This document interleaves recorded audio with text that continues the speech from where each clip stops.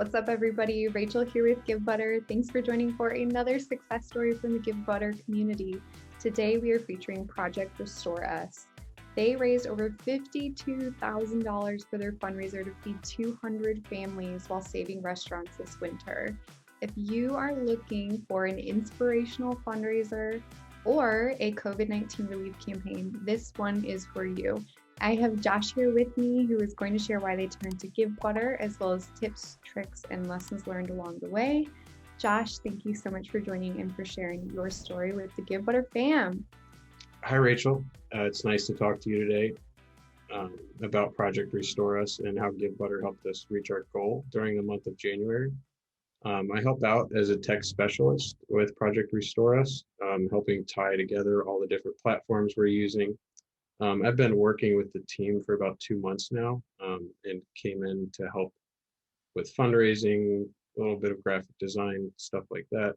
Project Restore Us is a Boston-based nonprofit, and we are working to feed essential worker families that are in need this winter while keeping restaurants alive.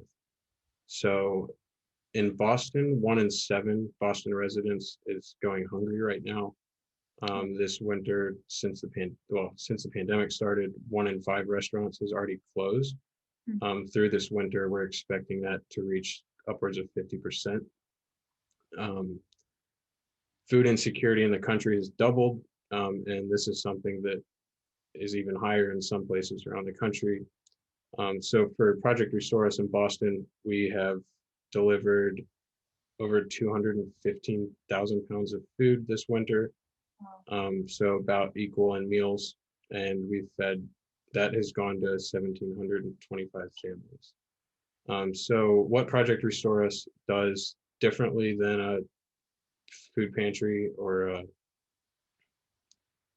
a food bank is that we partner with restaurants and community organizations that already exist to provide this food that I'm talking about as culturally appropriate groceries. So this is something that helps us stand out greatly from other organizations, because we provide straight to people's doors who need it, mostly immunocompromised, elderly, and undocumented groups of people. This food is delivered to them in order to feed them for around 4 weeks or 5 weeks. So every donation that we were able to get through this campaign is something that went straight back to the community in Boston. That is absolutely amazing. So tell us more about why you turned to Givebutter recently. So Givebutter is something that one of our volunteers, Isabel, brought up to the team when we were looking into doing a crowdfunding campaign. So for Giving Tuesday, December 1st through the 15th, we did a fundraiser with a goal of $10,000. We were able to reach that and wanted to take the next step forward to use a crowdfunding platform. We checked out GoFundMe, Kickstarter, ActBlue, and Givebutter mainly. The things that really stood out for Givebutter were on the back end of things. It was super simple to set up. The search engine optimization was really good. We popped up within a few days. And then the ability to embed in our website was something that we found super useful. It looked clean, and it looked like it was something that was built into our organization. I guess that, along with the ability to use Venmo, Apple Pay, Google Pay, and then integration into other softwares that I use, was also really helpful with the Open API key. Let me just share my screen here. Yeah. As you're describing all this, people need to see this beautiful campaign in action.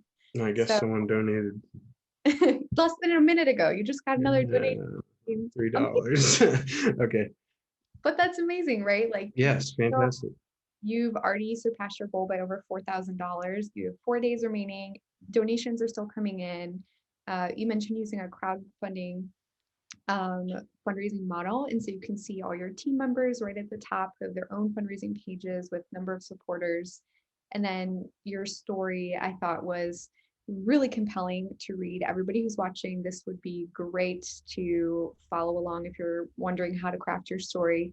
And then I also really appreciate your FAQ section. I thought that was really smart to include at the bottom as well. In a videos always outperform pictures, so I thought that was great. Josh, were there other features that you used on Givebutter, like live stream or team fundraising or something along those lines that helped you surpass your fundraising goal?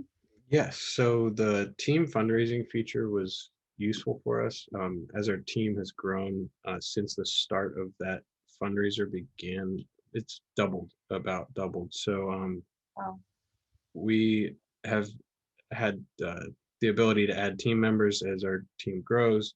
And the other feature that we used that was really helpful and actually brought in some of our larger donations was the live stream feature. Hmm. That was something that stood out when we were looking at all of the different platforms. You were the only platform that allows something like that. So on the days of these live streams, we did two of our biggest deliveries, I believe 346 family delivery and a 200 family delivery. And we were able to live stream these events straight to our Givebutter page, which was a really neat way to interact with our audience. Nice. And do you have any other tips, tricks, lessons learned for other Givebutter fundraisers who are maybe new to the platform or also running a COVID-19 relief campaign? What would you tell them? So I guess one of the things that kind of confused me at first was the way that fees work on Givebutter. Um, Being someone who's worked around the service industry, though, it slowly made a little bit more sense to me why this is set up the way it is. So I wanted to turn off fees at first, but it ended up working out in their favor to leave them on. I talked about some other platforms where the fees range from 2.9 to about 8% combined with platform and transaction fees. But at the end of this fundraiser, because 88% of our donors covered the fees by tipping Givebutter, our total fees only ended up being about 0.9%. Wow, So amazing. yeah, it was really neat. And I guess it's something different that you don't really see, the ability to kind of make up for the fees just so that all of the donation or contribution goes straight to what you're working towards. That's a great tip. I guess some of the other things that were Yeah. handy, the text to donate feature is something that we haven't taken full advantage of yet, but something I look forward to using in audio, radio ads in the future. And the QR code was also something that was quite handy, that you will have a different QR code for each campaign. hmm Yes, so good. So just to close here, I'm wondering what is the future of fundraising for Project Restore Us? What's next after this campaign closes? So with our successful campaign in January, we're going to be able to, well, actually, we've already added two new community partners.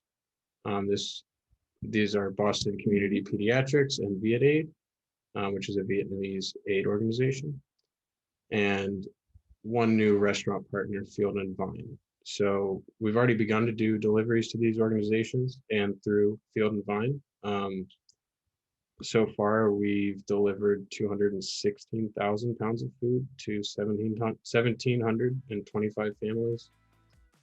So our next step is planning the next fundraiser on Givebutter and seeing where we can go from there. Amazing, incredible work. Thank you so much for sharing your story, for using Givebutter. Josh, appreciate you so much. Thank you very much. Have a good day. You too, and to everybody else who is following along, thank you so much for watching. Please remember to like, share, and subscribe to Givebutter's YouTube channel. And if we didn't ask something that you want Josh to answer, just comment below and we'll try to get back to you. Thanks so much for joining, and we will see you next week for another success story. Bye, everybody.